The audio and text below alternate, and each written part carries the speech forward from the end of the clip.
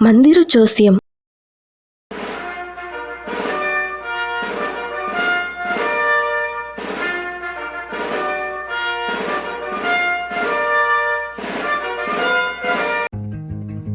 இவங்க பெயர் தனலட்சுமி.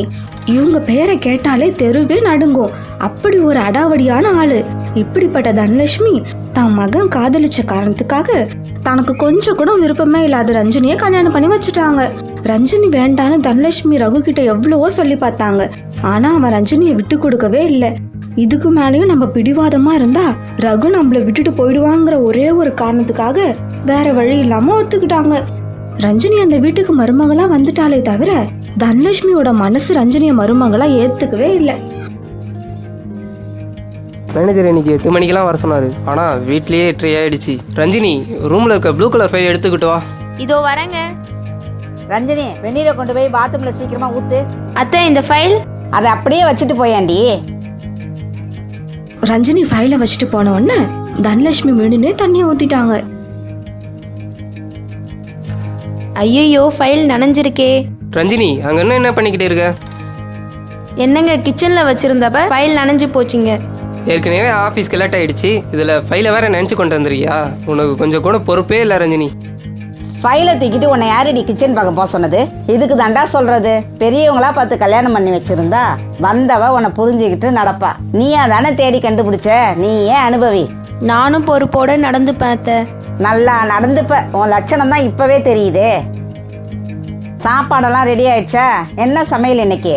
சாதம் வடிச்சு பீன்ஸ் கேரட் போட்டு சாம்பார் வச்சு உருளைக்கிழங்கு வறுத்துட்டு முட்டைக்கோஸ் பொரியல் பண்ணியிருக்கேன் அத்தை. சரி, மழை வரப்பெல்லாம் இருக்கு. மாடியில காயப்பட்ட துணியை போய் எடுத்துட்டு வா. போன வாரம் ஞாயிற்றுக்கிழமை அம்மாக்காரி இருக்கான்னு கூட இல்லாம இந்த ரகு பையன் என்னாண்டான்னா, இவ வச்ச சாம்பாரை நல்லா இருக்கு இன்னும் கொஞ்சம் ஊத்து, நல்லா இருக்கு இன்னும் கொஞ்சம் ஊத்துன்னு வாங்கி வாங்கி குடிக்கிறான். இவ என்னடான்னா சந்தோஷத்துல மிதக்கறா. இன்னைக்கு இந்த சாம்பாரை சாப்பிட்டு அவன் மூஞ்சில அவன் துப்பணும். இப்படி சொல்லிக்கிட்டு தனலட்சுமி சாம்பார்ல உப்பு அள்ளி போட்டாங்க. என்ன இன்னைக்கு சாம்பார் வாசம் ரொம்ப கலக்கலா இருக்கு? கலக்கம்டா கலக்கும். இந்த சாம்பார் ஊத்தி சாப்பிட்றா, வயிற்றதான் கலக்கும். என்ன ரஞ்சினி, வாயில வைக்கவே முடியல. ஒரே உப்பு. இப்படியா உப்பள்ளி கொட்டுறது? நான் அளவாதாங்க போட்டேன். இதுல எப்படி இவ்வளவு உப்பு வந்துச்சுன்னு தெரியலங்க என்று சொல்லிக்கொண்டு அத்தைய பார்க்க, நீ அளவா போட்டினா அதுக்கு என்னடி அர்த்தம்? அப்ப நான் உப்பள்ளி போட்டுட்டேன்னு அர்த்தம் தானே? சாப்பாட்டுல உப்பு அதிகமா போயிடுச்சுன்னா சரி, இன்னைக்கு உப்பு அதிகமா போயிடுச்சுங்க, இனிமே அப்படி நடக்காம பாத்துக்கிறேங்கன்னு சொல்ல கத்துக்கோடி. ஞாயிற்றுக்கிழமை ஒரு நாள் நிம்மதியா சாப்பிடுவேன். இன்னைக்கு அதுவும் கிடையாது. ரஞ்சினிக்கு தனலட்சுமியால வந்த கஷ்டம் பத்தாதுன்னு தனலட்சுமியோட பொண்ணு சிவானியும் வந்து சேர்ந்தா. அம்மா, நேத்து சாயங்காலம் டாக்டர் கிட்ட செக்கப்க்கு போனம்மா. டாக்டர் 3 மாசம் பெட் ரெஸ்ட் எடுக்க சொல்லியிருக்காருமா. 3 மாசம் என்னம்மா? பிரசவம் முடிஞ்சு 3 வருஷம் வரைக்கும் நீ இங்கேயே இருக்கலாம். நம்ம வீட்டுல தான் சம்பளம் இல்லாம ஒரு வேலைக்காரி இருக்காளே. நீ எதுக்கும் கவலைப்படாத, எல்லாம் பாத்துக்கலாம். ரஞ்சினிக்கு இதுக்கப்புறம் காலையில இருந்து சாயங்காலம் வரைக்கும் ஓய்வே இல்லாம வேலை இருந்துகிட்டே இருந்தது. ரஞ்சினியோட வாழ்க்கை இப்படி போய்கிட்டு இருக்கும்போது ஒரு நாள் ரஞ்சினிய பார்க்க அவங்க அண்ணன் ராகேஷ் வந்தாரு.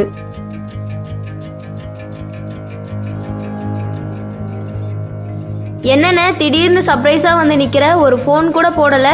இல்ல ரஞ்சினி, ஒரு வேலையா இந்த பக்கம் வந்தேன். அப்படியே உங்களை பார்த்துட்டு போலான்னு உங்க வீட்டு பக்கம் வந்துட்டேன். நாள் ஃபுல்லா ரஞ்சினி இப்படி வேலை செஞ்சுக்கிட்டு இருக்கத பார்த்த அவங்க அண்ணன் ராகேஷ் ரஞ்சினி கிட்ட இப்படி கேட்டான். என்ன ரஞ்சினி, நாள் பூரா உனக்கு வேலை இருந்துகிட்டே இருக்கு போல. ஆமா ராகேஷ், எனக்கு நாள் பூரா வேலை தான். ஆனா வேலை செய்யறது எனக்கு கஷ்டமாவே தெரியல. என் மாமியாரும் என் நாத்தனாரும் என்னை எதிரியாவே பாக்குறாங்க. அதுதான் எனக்கு கஷ்டமா இருக்கு. அவங்க உன்னை எவ்வளவுதான் கஷ்டப்படுத்தினாலும் நீ எதிரியா நினைக்காம அவங்க உன்னை புரிஞ்சுக்கணும்னு நினைக்கிற பாரு. உன்னை என் தங்கச்சின்னு நினைக்கிறப்ப எனக்கு ரொம்ப பெருமையா இருக்கு. கவலைப்படாத, கட்டாயம் அவங்க ஒரு நாள் உன்னை புரிஞ்சுப்பாங்க.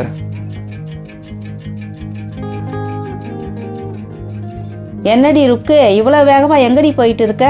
நம்ம தினமும் போற அம்மன் கோயில் வாசல்ல புதுசா கிளி ஜோசியர் ஒருத்தர் வந்திருக்கான்.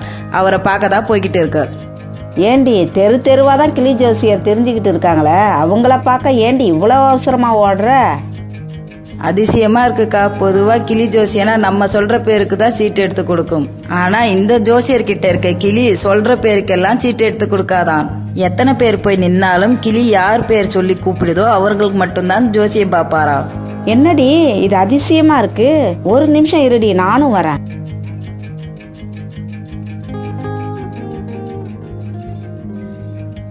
ஜோசியக்காரரே, வர்ற ஆளுங்களுக்கெல்லாம் ஜோசியம் பார்த்து காசு சம்பாதிக்கிறத விட்டுட்டு உன் கிளி யார கூப்பிடுதோ அவங்களுக்கு மட்டும்தான் ஜோசியம் பார்ப்பன்னு உக்காந்துருக்கிய. உன்னை பார்த்தா பொழைக்க தெரிஞ்ச ஆள் மாதிரியே தெரியலையா? காசு பணத்துக்காக இந்த ஜோசியத்தை நான் பார்க்கல, இதை ஒரு சேவையா தான் நினைக்கிறேன். இறைவன் சொல்ல வேண்டிய விஷயத்த நேரடியா சொல்ல முடியாததால என் கிளி மூலியமா பேசுறாருன்னு நினைக்கிறேன். இதுல வேற ஒண்ணும் இல்ல.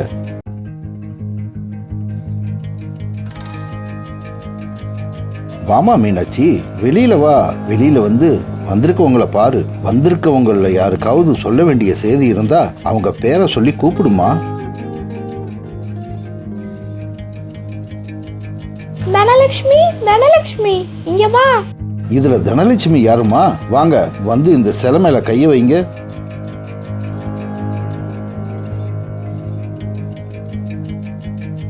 தனலட்சுமி அம்மா, உங்களுக்கு 2 கண்டம் இருக்கு. இதுல ஒரு கண்டத்துல இருந்து நீங்க சுலபமா தப்பிச்சிடலாம், இன்னொரு கண்டத்துல இருந்து நீங்க தப்பிக்கிறது கொஞ்சம் கஷ்டம்.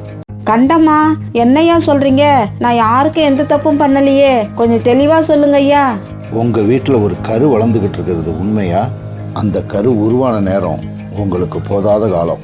இந்த நிமிஷத்திலிருந்து அந்த குழந்தை பிறந்து அதுக்கு 3 வயசு ஆகிற வரைக்கும் அந்த குழந்தையோ அந்த குழந்தையோட அம்மாவையோ நீங்க பார்க்கவே கூடாது. இப்படி இருந்தா நீங்க ஒரு கண்டத்திலிருந்து தப்பிச்சிடலாம், ஆனா இன்னொரு கண்டத்திலிருந்து நீங்க தப்பிக்கிறது தான் ரொம்ப கஷ்டம். அக்கா, என்னக்கா இது, இவர் இப்படி குண்டத்துக்கு போடுறாரு? ஐயா, இன்னொரு கண்டத்தை பத்தி விளக்கமா சொல்லிடுங்க. உங்களுக்கு கடந்த 7 ஜென்மமா நாகதோஷம் விட்டகுறை தொட்டகுறையா தொடர்ந்துகிட்டே இருக்கு. நீங்க ஒவ்வொரு ஜென்மத்திலையும் பாம்பு கடிச்சுதான் இறந்திருக்கீங்க. இந்த ஜென்மத்துல இன்னும் 30 நாள்ல நீங்க பாம்பு கடிச்சுதான் இறக்கவும் போறீங்க. ஜோசியர் ஐயா, இந்த கண்டத்துல இருந்து தப்பிக்க ஏதாவது ஒரு பரிகாரம் சொல்லுங்க.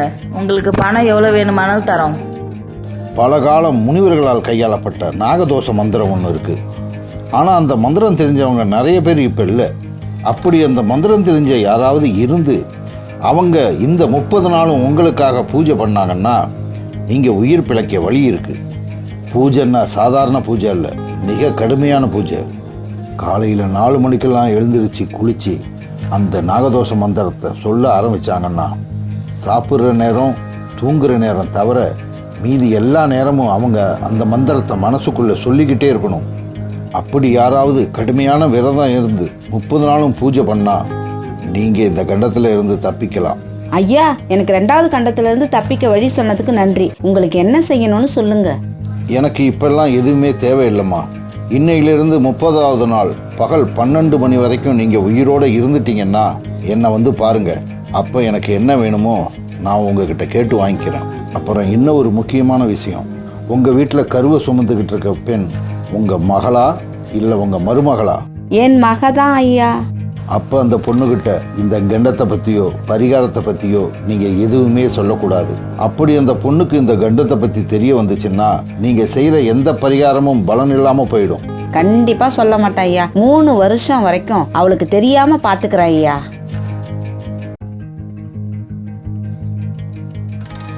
அத்தை, என்ன ஆச்சு? ஏன் அழுதுகிட்டே இருக்கீங்க? அத்தை, என்ன அத்தை, நான் கேட்டுக்கிட்டே இருக்கேன், நீங்க அழுதுகிட்டே இருக்கீங்க. ருக்காக்கா, அத்தையை எங்க அழைச்சிட்டு போனீங்க? அத்தை அழுதுகிட்டே இருக்காங்க. ருக்கு நடந்த எல்லாத்தையும் ரஞ்சனி கிட்ட சொன்னான். அத்தை, நாகதோஷ மந்திரம் எங்க தாத்தாவுக்கு தெரியும். அவர் சாகிறதுக்கு முன்னாடியே எனக்கு சொல்லி கொடுத்துருக்காரு. அதனால 2வது கண்டத்தை பத்தி உங்களுக்கு பயமே தேவையில்லை. அந்த கண்டத்துல இருந்து உங்களை நான் காப்பாத்துவேன். ஆனா அத்தை, சிவானி கிட்ட என்ன சொல்லி வீட்டை விட்டு அனுப்புவீங்க? சிவானி கிட்ட உண்மையை சொல்லி அனுப்ப முடியாது. சிவானி கிட்ட உண்மையை சொன்னா நம்ம செய்யற பரிகாரம் வீணா போகும். இப்ப என்ன சொல்லி அத்தை அவங்கள வீட்டை விட்டு அனுப்ப போறீங்க? ரஞ்சனி, நாகதோஷ மந்திரம் எனக்கு தெரியும், உங்களை நான் காப்பாத்துறேன்னு நீ சொன்ன அப்பவே எனக்கு பாதி தெம்பு வந்துருச்சு. சிவானிய வீட்டை விட்டு அனுப்புறதா பெருசு. சிவானி எங்க ரஞ்சனி? அவங்க சாப்பிட்டுட்டு தூங்கிட்டு இருக்காங்க. உடனே அவளை எழுப்பி அழைச்சிக்கிட்டு வா. அப்படி என்னம்மா அவசரமான விஷயம்? தூங்கிக்கிட்டு இருக்க என்னை எழுப்பி அழைச்சிட்டு வர சொல்ற? நான் எழுந்ததுக்கு அப்புறம் சொல்லக்கூடாதா? என்னம்மா, நான் பேசிக்கிட்டே இருக்க, நீ எதுவுமே பேச மாட்டேங்கிற. எதுக்குதான் என்ன கூப்பிட்ட? சிவானி, இப்பவே நீ உங்க வீட்டுக்கு கிளம்பு. என்னை எதுக்குமா கிளம்ப சொல்ற? என்னாச்சுமா உனக்கு? எனக்கு எதுவும் ஆகக்கூடாதுன்னு தாண்டி உன்னை கிளம்ப சொல்றேன். அம்மா எது சொல்றதா இருந்தாலும் தெளிவா சொல்லு.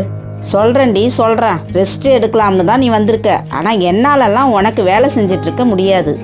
நீ எதுக்குமா செய்யற? அதான் ரஞ்சினி இருக்காளே. ரஞ்சனி என்னடி இந்த வீட்டு வேலைக்காரியா? ஓ, இது இத்தனை நாளா தெரியலையா? சிவானி எதுக்கு வளவளன்னு பேசிட்டு இருக்க? நீ உடனே உங்க வீட்டுக்கு கிளம்பு. 3 வருஷம் வரைக்கும் இந்த வீட்டு பக்கமே வராத. என்னம்மா என்ன ரோஷன் கேட்டவன் நினைச்சியா? 3 வருஷம் இல்ல தனலட்சுமி, 30 வருஷம் ஆனாலும் இந்த வீட்டு பக்கமே வரமாட்டேன். சிவானி இப்படி சொல்லிட்டு வீட்டை விட்டு வெளில போனா. என்னத்த அவங்க இவ்வளோ கோவமா போறாங்க? ரஞ்சனி இப்ப அவ கோவத்தை பாக்குற நேரம் இல்ல. என் உயிர் தான் முக்கியம். என்னோட உயிரை பார்க்க வேண்டிய நேரம் இது. நாட்கள் மெல்ல மெல்ல நகர்ந்தன. ரஞ்சினி ஜோசியர் சொன்ன மாதிரியே தான் அத்தை உயிர் பிழைக்கணும்னு தான் செய்யற ஒவ்வொரு செயலையும் ரொம்ப கவனமா செஞ்சுக்கிட்டு இருக்கா.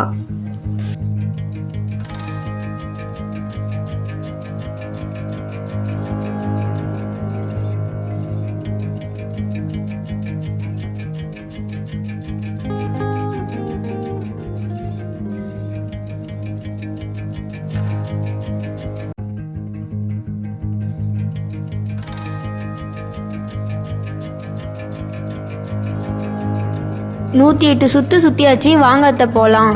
ரஞ்சனி எனக்கு என்னமோ நீ 106 சுத்து சுத்தின மாதிரி தான் இருக்கு. இன்னும் 2 சுத்து சுத்துமா? அத்தை 108 சுத்து சுத்தியாச்சு, எனக்கு நல்லா தெரியும். இந்த 30 நாள் முடிகிற வரைக்கும் உங்களுக்கு அப்படிதான் டென்ஷனா இருக்கும். கவலைப்படாம இருங்க, எல்லாத்தையும் நான் பாத்துக்கிறேன். எப்படியோ 29வது நாள் போய் 30வது நாள் வந்துருச்சு. அத்தை பகல் 12 மணி வரைக்கும் நீங்க இங்கே தான் இருக்கணும், கீழே இறங்கவே கூடாது. ரஞ்சனி என்னை இப்படி பாத்துக்கிறியம்மா, உனக்கு எப்படிமா நான் நன்றி சொல்ல போறேன்? கொஞ்ச நேரம் பொறுமையா இருங்க அத்தை. உங்க பாராட்டெல்லாம் 12 மணிக்கு அப்புறம் நான் ஏத்துக்கிறேன். அது வரைக்கும் நம்ம 2 பேர் கவனமும் சிதறவே கூடாது. இப்படி சொன்ன ரஞ்சினி தனலட்சுமிய சுத்தி சுத்தி வந்து ஒரு ஈ கூட அவங்க அத்தை மேல உட்காராம பாத்துக்கிட்டா.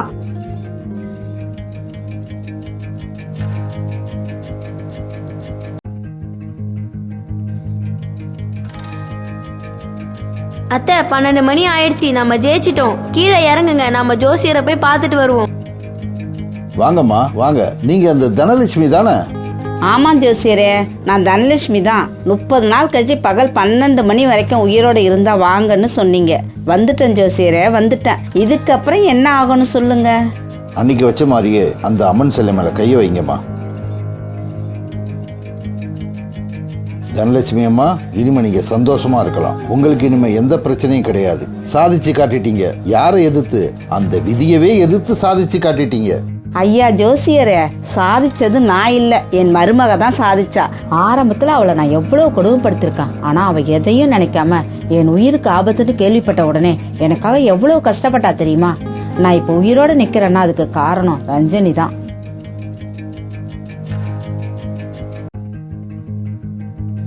ஜோசியரே, நீங்க செஞ்ச உதவியை நான் வாழ்நாள மறக்கவே மாட்டேன். உங்களுக்கு எப்படி நன்றி சொல்றதுனே தெரியல.